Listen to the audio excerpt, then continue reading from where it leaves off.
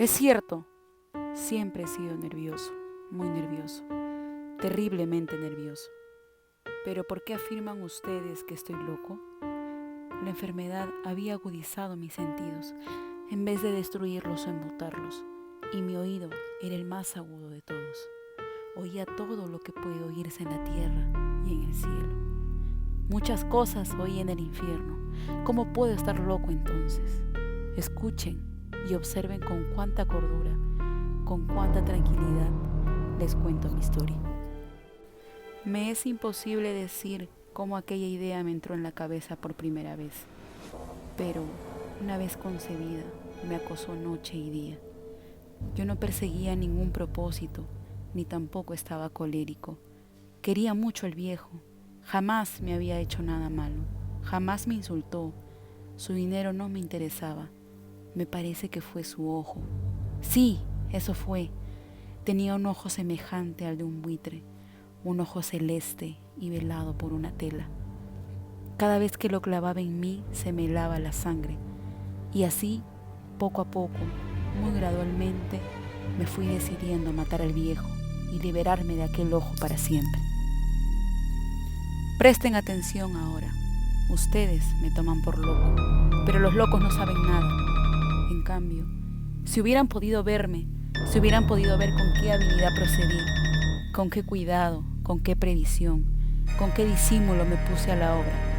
Jamás fui más amable con el viejo que la semana antes de matarlo. Todas las noches, hacia las 12, hacía yo girar el picaporte de su puerta y la abría, tan suavemente. Y entonces, cuando la abertura era lo bastante grande para pasar la cabeza, levantaba una linterna sorda, cerrada, completamente cerrada, de manera que no se viera ninguna luz, y tras ella pasaba la cabeza. Ustedes se hubieran reído al ver cuán asustamente pasaba la cabeza. La movía lentamente, muy lentamente, a fin de no perturbar el sueño del viejo.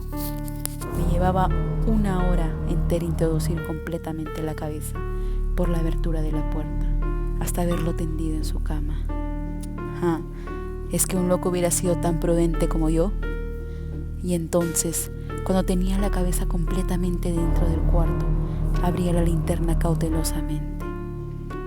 Cautelosamente, sí, iba abriendo la linterna, pues crujían las bisagras. La iba abriendo lo suficiente para que un solo rayo de luz cayera sobre el ojo del buitre. Y esto lo hice durante 7 largas noches. Cada noche a las 12, pero siempre encontré el ojo cerrado. Y por eso me era imposible cumplir mi obra, porque no era el viejo quien me irritaba, sino el mal de ojo. Y por la mañana, apenas iniciando el día, entraba sin miedo en su habitación y le hablaba resueltamente, llamándolo por su nombre con voz cordial y preguntándole cómo había pasado la noche. Ya ven ustedes que tendría que haber sido un viejo muy astuto para sospechar que todas las noches, justamente a las 12, iba yo a mirarlo mientras dormía. Al llegar la 8ª noche, procedí con mayor cautela que de costumbre al abrir la puerta. El minutero de un reloj se mueve con más rapidez de lo que se movía mi mano. Jamás antes de aquella noche había sentido el alcance de mis facultades, de mi sagacidad. Apenas lograba contener mi impresión de triunfo. Pensar que estaba ahí, abriendo poco a poco la puerta, y que él ni siquiera soñaba con mis secretas intenciones o pensamientos. Me reí entre dientes antes esta idea. Y quizá me oyó, porque lo sentí moverse repentinamente en la cama, como si sobresaltara. Ustedes pensarán que me eché hacia atrás, pero no. Su cuarto estaba tan negro como la pez, ya que el viejo cerraba completamente las persianas por miedo a los ladrones. Yo sabía que le era imposible distinguir la abertura de la puerta y seguí empujando suavemente. Suavemente, había ya pasado la cabeza y me disponía a abrir la linterna, cuando mi pulgar resbaló en el cierre metálico y el viejo se enderezó en el lecho gritando: ¿Quién está ahí? Permanecí inmóvil sin decir palabra. Durante 1 hora entera no moví un solo músculo. y en todo este tiempo no oí que volviera a tenderse en la cama. Seguía sentado, escuchando, tal como yo lo había hecho, noche tras noche, mientras escuchaba en la pared los taladros cuyo sonido anuncia la muerte. Oí de pronto un leve quejido y supe que era el quejido que nace del terror. No expresaba dolor o pena. Oh no, era el ahogado sonido que brota del fondo del alma cuando el espanto la sobrecoge. Bien conocía yo ese sonido. Muchas noches, justamente a las 12, cuando el mundo entero dormía, surgió de mi pecho andando con un espantoso eco los terrores que me enloquecían. Repito que la conocía bien. Comprendí lo que estaba sintiendo el viejo y le tuve lástima, aunque me reí en el fondo de mi corazón. Comprendí que había estado despierto desde el primer leve ruido, cuando se movía en la cama. Había tratado de decirse que aquel ruido no era nada, pero sin conseguirlo, pensaba. No es más que el viento en la chimenea o un grillo que chirrió una sola vez. Si había tratado de darse ánimo con esas suposiciones, pero todo en vano. Todo era en vano, porque la muerte se había aproximado a él, deslizándose furtiva y envolvía a su víctima. Y la fúnebre influencia de aquella sombra imperceptible era la que la movía a sentir, aunque no podía verla ni oírla, a sentir la presencia de mi cabeza dentro de la habitación. Después de haber esperado largo tiempo, con toda paciencia, sin oír que volviera a acostarse, resolví abrir una pequeñísima ranura en la linterna. Así lo hice. No pueden imaginarse ustedes con qué cuidado, con qué inmenso cuidado, hasta que un rayo fino, rayo de luz, semejante al hilo de la araña, brotó de la ranura y cayó de lleno sobre el ojo del buitre. Estaba abierto de par en par, y yo empecé a enfurecerme mientras lo miraba. Lo vi con toda claridad de un azul apagado y con aquella horrible tela que me helaba hasta el tuétano, pero no podía ver nada de la cara o del cuerpo del viejo, pues como movido por un instinto, había orientado el haz de luz exactamente hacia el punto maldito. No les he dicho, ya que lo toman erradamente por locura, ¿es solo una excesiva agudeza de los sentidos? En aquel momento llegó a mis oídos un resonar apagado y presuroso, como el que podía ser un reloj envuelto en algodón. Aquel sonido también me era familiar. Era el latir del corazón del viejo. Aumentó aún más mi furia, tal como el redoblar de un tambor estimula el coraje de un soldado. Pero incluso entonces me contuve y seguí callado. Apenas si respiraba, sostenía la linterna de modo que no se moviera, tratando de mantener con toda la firmeza posible el haz de luz sobre el ojo. Entretanto, el infernal latir del corazón iba en aumento. Se hacía cada vez más rápido, cada vez más fuerte, momento a momento. El espanto del viejo tenía que ser terrible. Cada vez más fuerte, más fuerte. ¿Me siguen ustedes con atención? Les he dicho que soy nervioso. Sí, lo soy. Y ahora, a medianoche, en el terrible silencio de aquella antigua casa, un resonar tan extraño como aquel que me llenó de un horror incontrolable. Sin embargo, me contuve todavía algunos minutos y permanecí inmóvil. Pero el latido crecía cada vez más fuerte y más fuerte. Me pareció que aquel corazón iba a estallar y una nueva ansiedad se apoderó de mí. Algún vecino podía escuchar aquel sonido. La hora del viejo había sonado. Lanzando un alarido, abrí del todo la linterna y me precipité en la habitación. El viejo clamó una vez, nada más que una vez. Me bastó un segundo para arrojarlo al suelo y echarle encima el pesado colchón. Sonreí alegremente al ver lo fácil que me había resultado todo. Pero durante varios minutos el corazón siguió latiendo con un sonido ahogado. Claro que no me preocupaba, pues nadie podía escucharlo a través de las paredes.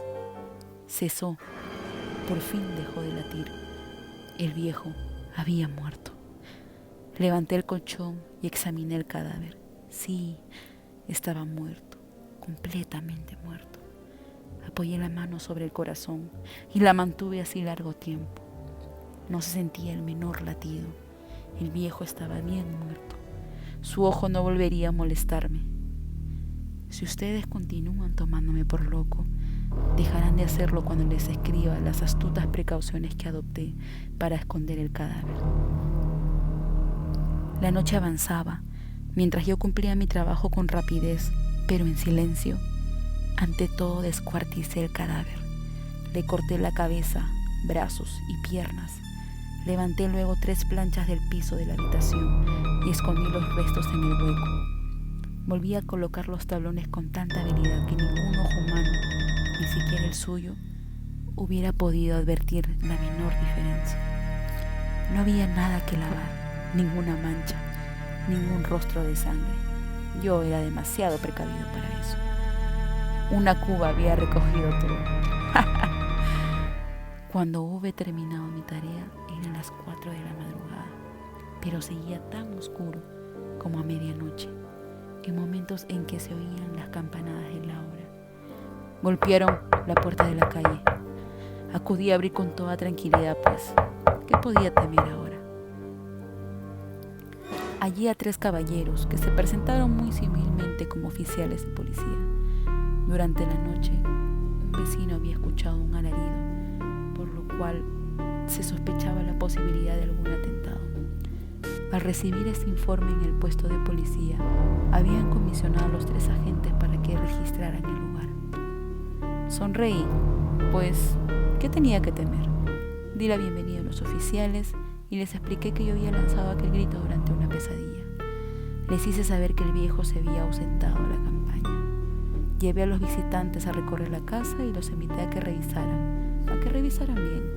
Finalmente, acabé conduciéndolos a la habitación del cuarto. Les mostré sus caudales intactos y cómo cada cosa se hallaba en su lugar. En el entusiasmo de mis confidencias, traje sillas a la habitación y pedí a los 3 caballeros que descansaran allí su fatiga, mientras yo mismo, con la audacia de mi perfecto triunfo, colocaba mi silla en el exacto punto bajo el cual reposaba el cadáver de mi víctima. Los oficiales se sentían satisfechos. Mis modales lo habían convencido. Por mi parte, me hallaba perfectamente cómodo. Sentaron y hablaron de esas cosas comunes, mientras yo le contestaba con animación. Mas al cabo de un rato, empecé a notar que me ponía pálido y deseé que se marcharan.